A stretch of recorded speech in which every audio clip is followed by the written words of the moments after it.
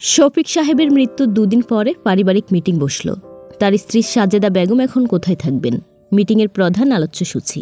বড় মেয়ে লন্ডন থাকে, মেজ ছেলে কানাডায়, এক মেয়ে থাকে কাজীপাড়ায়, ছোট মেয়ে রাজশাহীতে থাকে, আর ছোট ছেলে সরকারি চাকুরে। সারা দেশে ঘুরতে হয়। মোহাম্মদপুরের এই দোতলা বাড়িতে নিচতলা একটা ফ্যামিলি ভাড়া থাকে। দোতলা এতদিন শফিক সাহেব আর সাজেদা বেগম থাকতেন। শফিক সাহেব যখন এই জায়গা কিনেছিলেন তখন বাড়ির সামনে কিছুটা জায়গা রেখেছিলেন। একটা শিরীষ গাছ আছে সেখানে। মনে মনে ইচ্ছে ছিল এত কষ্টে জমানো টাকায় বাড়ি করা, মৃত্যুর পরে শেষ আশ্রয় এই শিরীষ গাছের নিচে হোক। সময়ের ব্যবধানে এই জায়গা এখন হীরের চেয়েও দামি। ছেলেমেয়েরা শফিক সাহেবকে এখানে শায়িত করে জায়গাটা নষ্ট করেনি। সলিমুল্লাহ রোডের পাশে কবরস্থানে তাকে রেখে এসেছে। সাজেদা বেগম মৃদু স্বরে প্রতিবাদ করেছিলেন, কিন্তু সবাই হা হা করে উঠল। তিনি চুপ করে গেলেন। এখন ওরা এই জায়গা ডেভেলপারকে দিয়ে দেবে বলে আলোচনা করছে। নিচতলায় দোতলা পর্যন্ত মার্কেট হবে, আর সবাই দুটো করে ফ্ল্যাট পাবে, এতেই খুশি।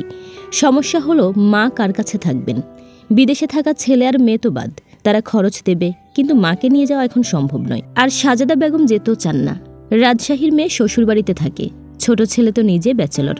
কাজীপাড়ায় যে মেয়ে থাকে তার 2টা বাচ্চা, নিজের শাশুড়ি থাকে সাথে। সাজেদা বেগম কোথায় থাকবেন? সাজেদা বেগমের সাথে থাকে দুলির মা। কাজ টাজ করত, কিন্তু কাজের লোকের চাইতেই আপন। পাশের রুমে বসে এসব আলোচনা শুনছিল সাজেদা বেগম আর দুলির মা। কি লাগাইছে পোলাপান্ডি, এখনো 3 দিন হয় না বাপে মরছে, এখনই এইসব আলাপ আলোচনা। মিলাদটা তো হবে নাকি? সাজেদা বেগম দীর্ঘশ্বাস ফেললেন। শফিক সাহেব মজা করে বলতেন, আমরা যে আগে যাব সে বেঁচে যাবে, যে থাকবে সে বুঝবে একাকিত্ব কী জিনিস, পৃথিবীটা কত অচেনা। মনে পড়ে সেদিনটার কথা। অফিস থেকে এসে শফিক সাহেব বলেছিলেন, সাজু, একটা জায়গা পাইছি, 1035 টাকা হলে রাখা যায়, একটু পিছনের দিকে, তাও ভালো, টিনের ঘর করলেও তুমি বাগান করতে পারবা। তখন তারা জুরাইন থাকতেন। টাকা ম্যানেজ করা কত কষ্ট। ধার করলেন কিছু টাকা, তাও শেষে রেজিস্ট্রি করার টাকা কম পড়ল। সাজেদা বেগম গলার চেইনটা বন্ধকে রাখলেন। জায়গাটা কেনা হলো। আশেপাশে তেমন কিছু নেই, বাড়িঘর, দোকানপাট, মাটির রাস্তা। প্রতি শুক্রবার সকালে তারা চলে আসতেন, এসে গাছপালা লাগাতেন। আস্তে আস্তে বাড়ির কাজ শুরু হলো। একটা রুম, 1 তলা 2 তলা।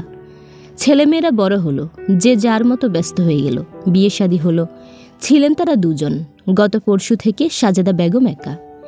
মেজো মেয়ে প্রস্তাব দিল, আগারগাঁওয়ে বৃদ্ধাশ্রম আছে, ওখানে মা যত্নেই থাকবে। সবাই একে একে সায় দিতে লাগলো।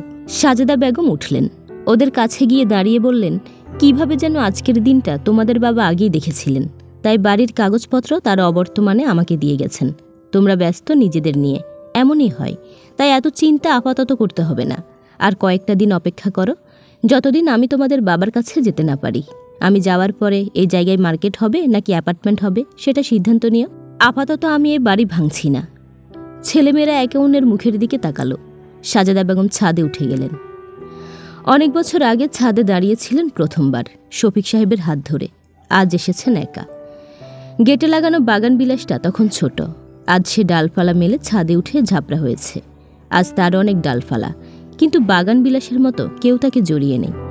ছাদে লাগানো গাছগুলোতে ছড়ুই কিচিরমিচির করছে। সাজেদা বেগম আকাশের দিকে তাকালেন।